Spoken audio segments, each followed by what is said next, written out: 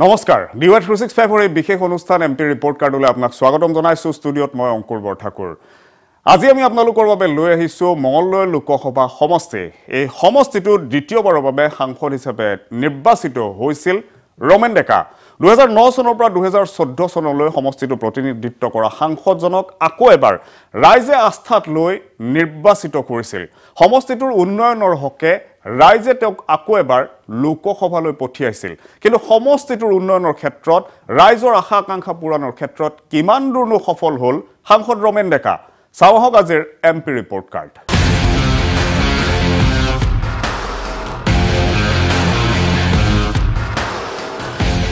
মঙলদৈ সমষ্টিৰ সাংসদ ৰমেন ডেকা মঙলদৈৰ পৰা দ্বিতীয়বাৰৰ বাবে ৰমেন ডেকা সাংসদ হিচাপে নিৰ্বাচিত হৈছিল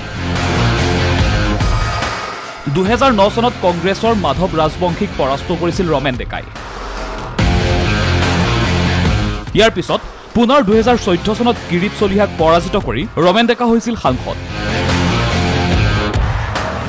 ইয়াৰ আগতে 2006 চনৰ পৰা 2009 চনলৈ ৰমেন ডেকা আছিল বিজেপিৰ ৰাজ্যিক সভাপতি এতিয়া প্ৰশ্নটো হৈছে ৰমেন ডেকাৰ এতিয়া স্থিতি কেনেকুৱা ৰমেন ডেকাৰ সপক্ষে মঙলদৈত এতিয়া ঢৌ আছেনে তৃতীয়বাৰৰ কাৰণে সাংসদ হ'ব পাৰিবনে ৰমেন ডেকা বিগত 5টা বছৰত ৰমেন ডেকাই কি কৰিলে ৰমেন ডেকাই কি ভাবে ভোটাৰে আকৌ ভোট দিবনে কি কয় মঙলদৈবাসী ৰাইজে 10 বছৰৰ মঙলদৈৰ দৰে এটা সংসদীয় সমষ্টিক প্ৰতিনিধিত্ব কৰিলে কিন্তু তেখেতে আমাৰ যি সমস্যাৰাজি আছিল সমস্যাৰাজি সঠিকভাৱে উপস্থাপন কৰাতে ব্যৰ্থ হ'ল তেখেত যে সমস্যাসমূহ সমাধান কৰিব সেইটো বহুত দূৰতে থাকি গ'ল তেখেতে সমস্যাসমূহ সংসদত উত্থাপনেই কৰিব নোৱাৰিলে আৰু তেওঁ যোৱা বিগত 10 বছৰ যিসমূহ ৰাজহুৱা প্ৰতিশ্ৰুতি দিছিলে এটাও তেখেতে পূৰণ কৰিব নোৱাৰিলে আমি আজি তাৰিখত দৰং জিলা ছাত্ৰ সন্থা আমি ব্যৰ্থ বুলি তেখেতক কওঁ মঙলদৈ সমষ্টিৰ সাংসদ ৰমেন ডেকা ডাঙৰীয়া চূড়ান্তভাৱে ব্যৰ্থ আৰু এই ব্যৰ্থ সাংসদজনে মঙলদৈ লোকসভা সমষ্টিৰ উন্নয়নৰ কাৰণে আচলতে আজিলৈকে কোনো ধৰণৰ কাম কৰিব পৰা নাই আৰু কৰা নাই তেখেতে কেৱল নিজৰ গাড়ী বছোৱাৰ স্বাৰ্থতে যি কৰিব লাগে কৰিছে আৰু গোটেই দৰঙৰ মানুহক অবহেলা ভাৰি আছে কাৰণ আমি অসম জাতীয়তাবাদী যুৱ ছাত্ৰ পৰিষদে মানে মঙলদৈ বা বিশেষভাৱে বৰ্তমানৰ দৰং জিলাক ৰেলৱে মানচিত্ৰত অন্তৰ্ভুক্ত কৰাৰ কাৰণে এটা আমাৰ দীৰ্ঘদিনীয়া দাবী আছিল আৰু প্ৰত্যেকবাৰে মিছা কথা কৈ মানুহক তাৰমানে বিপথে পৰিচালিত কৰিছে আমি জানিব পাৰিছোঁ যে ৰেলৱে লাইন সম্পৰ্কত আজিলৈকে বিশেষ কাম একোৱে আগবঢ়া নাই একেবাৰে যিবোৰ কাম কৰিছে এতিয়ালৈকে মই তেনেকুৱা ধৰণৰ কোনো পুঁজি পোৱা নাই আৰু তেওঁ এইটোৱে বিচাৰে যে তেওঁ কামটো নিখুঁতভাৱে হওক আৰু তেখেতৰ কোনো ধৰণৰ মানে কমিশ্যন ছিষ্টেম তাত নাই আৰু মই সেইটোৱে দেখিছোঁ কমিশ্যন ছিষ্টেমটো মানে হ'বলৈ দিয়া নাই আৰু হোৱাও নাই খুব সম্ভৱ এনেকুৱা কাম বহুত কম সংখ্যক সাংসদেহে এনেকুৱাকৈ কাম কৰে এই দৃশ্য নলবাৰীৰ এইখন নলবাৰীৰ বালিতাৰা গাঁও এই গাঁওখনক আদৰ্শ গাঁও হিচাপে ঘোষণা কৰিছিল সাংসদ ৰমেন ডেকাই বালিতাৰা গাঁও ৰমেন ডেকাই ঘোষণা কৰিছিল আদৰ্শ গাঁও হিচাপে ৰমেন ডেকাৰ আদৰ্শ গাঁৱৰ অৱস্থা এতিয়া কেনেকুৱা আৰু সাংসদগৰাকীৰ কথা কম কি সাংসদ ডাঙৰীয়াই এতিয়া মানে কি আমাৰ গাঁওখনকতো মডেল ভিলেজ কৰিলে কি নজ্বলা লাইট কেইটামান দিলে উপহাৰস্বৰূপ আমি পিছত মানে ক'লোঁ তেখেতক বোলে লাইটকেইটা জ্বলা কৰি দিয়ক তেখেতে কৈছে মইতো যি দিব লাগে দিছোঁৱেই আৰু লাইট দিছে কিন্তু নজ্বলে লাইটটো নজ্বলে লাইট দিলে লাইট দিয়াৰ এমাহ পিছতে নজ্বলা হ'ল যে সেই অঞ্চলত কি কাম কৰিছে ৰাইজে দেখিছে আৰু অতি দুখ আৰু পৰিতাপৰ কথা সেই গাঁৱত বিদ্যুৎ দিয়া হৈছিল কিন্তু বিদ্যুতৰ যি ষ্ট্ৰীট লাইটৰ ব্যৱস্থা কৰা হৈছিল ষ্ট্ৰীট লাইটৰ বেটাৰীসমূহ তাত মানে দালাল চক্ৰৰ জৰিয়তে উঠোৱা হৈছে গতিকে ইয়াৰ ওপৰত এটা উচিত তদন্ত হ'ব লাগে আৰু আদৰ্শ গাঁওখনক যাতে এনেধৰণৰ মাহীয়ে দৃষ্টিৰে নাচায় আৰু আদৰ্শ গাঁওখনত এতিয়া ডাঙৰ সমস্যা হৈছে পানীৰ সমস্যা আৰু সেই আদৰ্শ গাঁওখন ঘোষণা কৰাৰ পৰৱৰ্তী পৰ্যায়ত ৰমেন ডেকা ডাঙৰীয়াই তাতে কি কাম কৰিছে সেয়া ৰাইজে দেখিছে আপোনালোকেও দেখিছে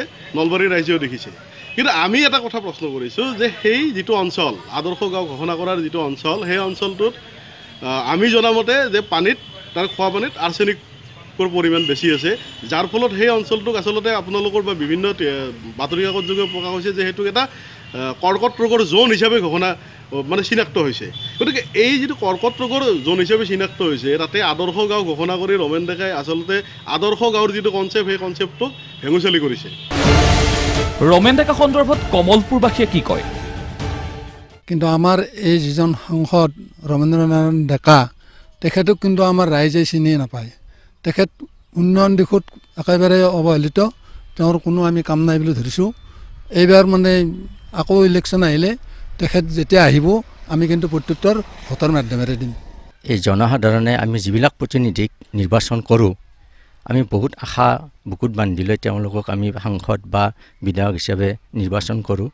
কিন্তু ৰমেন ডেকা হিচাপে আমাৰ যে লোকসভাত আমি জয় কৰি পঠালোঁ লোকসভাত, তেখেতে আমাৰ ইয়ালৈ এই সাংসদ পুঁজিৰ যিবিলাক ধন এই ধনবিলাক সমপৰিমাণে সমবিকাশ আমি হোৱা আমি দেখা নাই।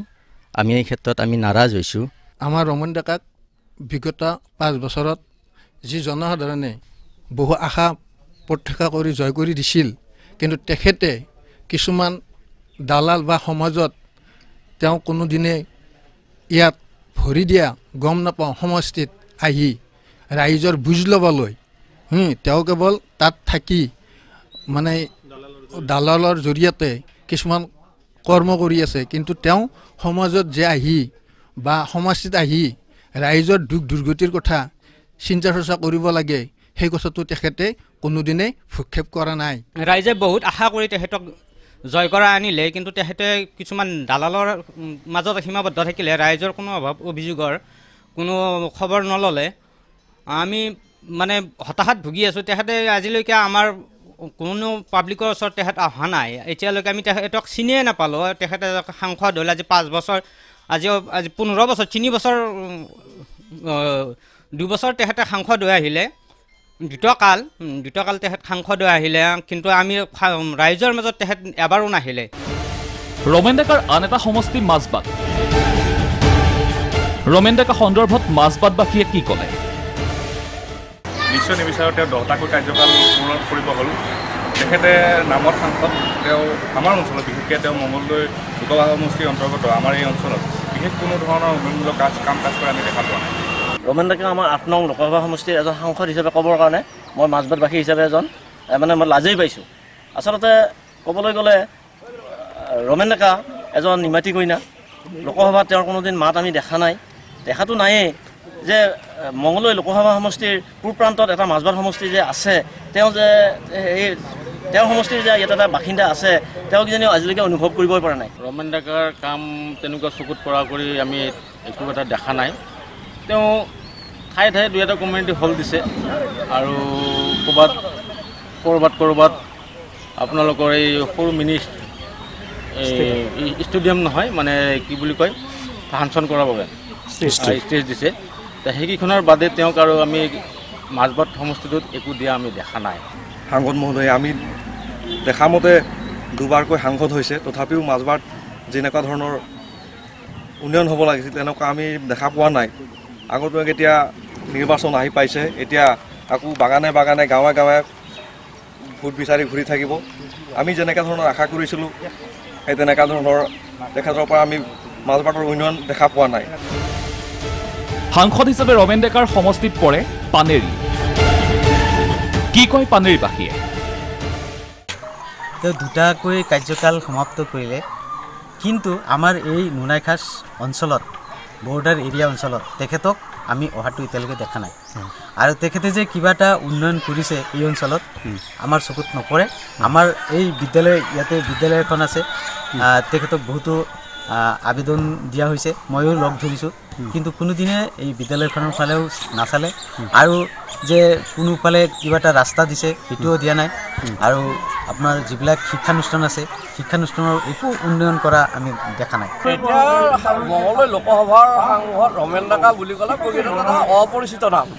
2-1 লিডাৰক বাহিৰে দালালক বাহিৰে তেওঁ অপৰিচিত নাম। আৰু তেওঁ প্ৰকৃততে যদি এইবাৰ যদি কণ্টেষ্টত আহে তেওঁক জনতাই যে তেওঁক বিচ্ছিন্ন কৰিব এইটো নিশ্চিত। আৰু তেওঁ প্ৰকৃততে 1.5 লাখ টকীয়া এজন সাংসদ বুলিহে সৰ্বজন বিদিত। আৰু আমি দেখিছোঁ তেওঁ আমাৰ সেই অঞ্চলত কেতিয়াও আমি দেখা নাই। গতিকে মিটিঙে সভাই সমিতিয়ে তেওঁ এতিয়া নিৰ্বাচনৰ সময় আহিছে এতিয়া তেওঁ ধৰি ধাৰাসাৰ ট্ৰেইন অহা দি আহিব কিন্তু নিৰ্বাচন গ'লে কিন্তু তেওঁ ট্ৰেইন যি ধৰণে এক্সিডেণ্ট হয় তেওঁ হয়তো এক্সিডেণ্ট হৈ থাকিব এইখিনি সাংসদ ৰমেন ডেকাৰ আন এটা সমষ্টি হৈছে ৰঙিয়া কি কয় ৰঙিয়াবাসীয়ে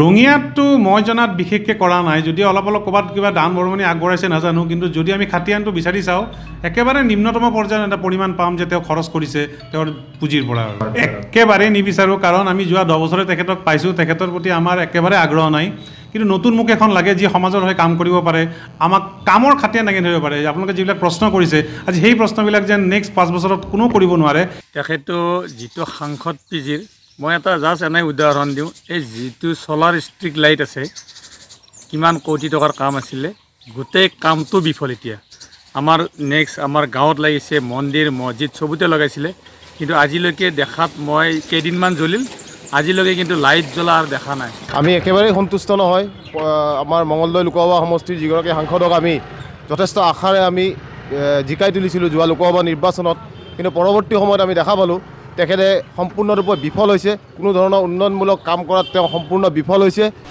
চিপাঝাৰত কি কাম কৰিলে ৰমেন ডেকাই কি কয় চিপাঝাৰবাসীয়ে ৰাষ্ট্ৰপতিক লগ কৰাটো যিমান সহজ ৰমেন ডেকা লগ কৰাটো তাতকৈ বহুত টান প্ৰথম কথা দ্বিতীয় কথা এগৰাকী সাংসদ এগৰাকী বিধায়কে কেৱল সাংসদ আৰু বিধায়ক পুঁজিকেইটাৰ কাৰণে চেপা পাতি বহি থাকে নেকি সমষ্টিটোত অন্যান্য ভাল ব্যয়বহুল আঁচনিৰ কাৰণে তেওঁলোকে বিৰোধৰূপে লাগিব লগা তেওঁলোকৰ দায়িত্ব নহয়নে তেনেকুৱা কোনো ধৰণৰ কাম আমি যোৱা বিগত 10 বছৰ আমি দেখা নাই কোনো উন্নয়নমূলক কাম তেনেকুৱা আমাৰ চকুত ধৰা পৰা নাই গতিকে তেখেতক আমাৰ ৰাইজে এইবাৰ লোকসভা নিৰ্বাচনৰ প্ৰাৰ্থী হিচাপে বিজেপি দলৰ পৰা নিবিচাৰে মই একে আশাৰে মই কৈছোঁ ৰমেন ডেকাৰ বয়ে গৈছে এতিয়া তেওঁৰ তাৰমানে মগজুৰ তাৰমানে হেৰি নোহোৱা হৈছে আৰু থাকিলেও তেওঁ একো কৰিব নোৱাৰে আমাৰ কোনো দিনে আমাৰ সমষ্টিৰ তেওঁ একো কাম নকৰিলে বিশেষকৈ আমাৰ চিপাঝাৰ সমষ্টিটোত একেবাৰে কাম কৰা আমি পৰিলক্ষিত হোৱা নাই খাৰুপেটীয়াত ৰমেন ডেকাৰ স্থিতি কেনেকুৱা সাংসদ ৰমেন ডেকা ডাঙৰীয়াক আমি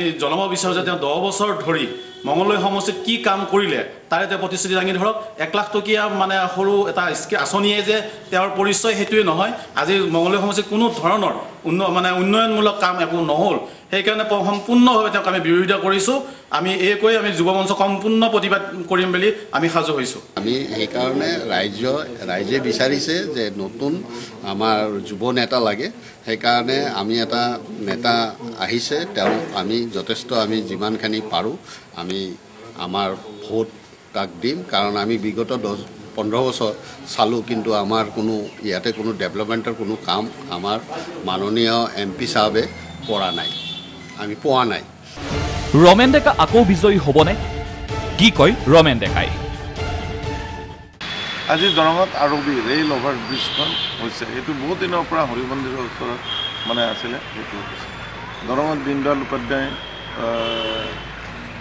কলেজ হৈছে দৰঙী কলা কৃষ্টি কেন্দ্ৰ কৰা হৈছে চিপাঝাৰত KVK হৈছে পথৰুঘাটত কৃষি বিকাশ কেন্দ্ৰৰ এটা তাত কৌশল কেন্দ্ৰ হ'ব যিটো অসম চৰকাৰৰ দ্বাৰা কৰা হৈছে কুমাৰ ভাস্কৰ বৰ্মা ক্ষেত্ৰ কৰা হৈছে আমাৰ মেডিকেল কলেজ হ'ব ভগাপুৰত আৰু ইতিমধ্যে ৰেলৰো ছাৰ্ভেটো কমপ্লিট হৈছে আৰু এই ৰেলৰ ছাৰ্ভেটো পজিটিভ আহিছে মনমোহন সিং চৰকাৰৰ দিনত কিন্তু এইটো পজিটিভ অহা নাই 2019 চনৰ নিৰ্বাচনত ভাৰতীয় জনতা পাৰ্টীৰ টিকেট হয়তো প্ৰত্যাশী বহু কেইজন থাকিব পাৰে কিন্তু মই ভাবোঁ মই টিকেটটো পাম যিহেতু মই দলত নিবিড়ভাৱে কাম কৰি আহিছিলোঁ আৰু যোৱা 10 বছৰতো মই সংসদত হওক আৰু মঙলদৈ লোকসভা সমষ্টিৰ প্ৰায়বোৰ বিধানসভাত যিমান পৰা যায় সিমানখিনি মই কাম কৰিলোঁ সমষ্টিবাসীয়ে ৰমেন ডেকাক কিমান নম্বৰ দিয়ে 10 নম্বৰৰ ভিতৰত ৰমেন ডেকাই কিমান নম্বৰ পাব 10 নম্বৰো দিব নোৱাৰিম সুন্দৰ সংখ্যাত আমি দিব লাগিব আৰু সেইকাৰণেই এইবাৰ তেখেতে যে প্ৰাৰ্থিত্ব নাপায় তাৰো গুণাগথা চলি আছে তেওঁলোকৰ দলীয় হেৰিত নম্বৰ দিব বিচৰা নাই তথাপিও দুইতকৈ বেছি দিব নোৱাৰিম মই তেওঁৰ খাটিয়ানত নম্বৰ দিবলৈ তেখেতে কাম কৰাই নাই তেখেতে নম্বৰ দিয়াটো মোৰ ভুলেই হ'ব মই 2 নম্বৰ মানে দিব খোজোঁ মঙলদৈ লোকসভা সমষ্টিৰ ৰমেন ডেকা আমি 2 নম্বৰহে দিব পাৰিম। মোৰ ফালৰ পৰাতো তেওঁক নাম্বাৰ এবাৰ 1 বুলি দিলোঁ। 0 হ'ব এইটো সাংসদ 10ৰ ভিতৰতো মই নম্বৰ দিবই নোৱাৰিম বুলি ভাবিব আৰু মোৰ হিচাপত 0 নম্বৰহে পাব। 10ৰ ভিতৰত হয় তেখেতে 0 নম্বৰ পাব ৰমেন ডেকাই। সাংসদ হিচাপে তেখেতক নহয়, তেখেতক বিধায়ক হিচাপেও হয়তো বিচৰা নাযাব। Bureau report DY365। 10 বছৰে লোকসভা সমষ্টিটোৰ সাংসদ হিচাপে প্ৰতিনিধিত্ব কৰিলে ৰমেন ডেকাই, কিন্তু 10টা বছৰত বিশেষ কোনো উন্নয়ন দেখিবলৈ নাপালে মঙলদৈ লোকসভা সমষ্টিবাসীয়ে। আকৌ আহি আছে নিৰ্বাচন। এইবাৰ সমষ্টিবাসীয়ে ৰমেন ডেকাক প্ৰতিনিধি হিচাপে বাছি ল'বনে নে আহিব সমষ্টিটোত পৰিৱৰ্তন? তেওঁৰ কামৰ খতিয়ান চাই কিমান নম্বৰ দিব বিচাৰিব ৰাইজে? আমি জনাম খন্তেক বিৰতিৰ পিছতে।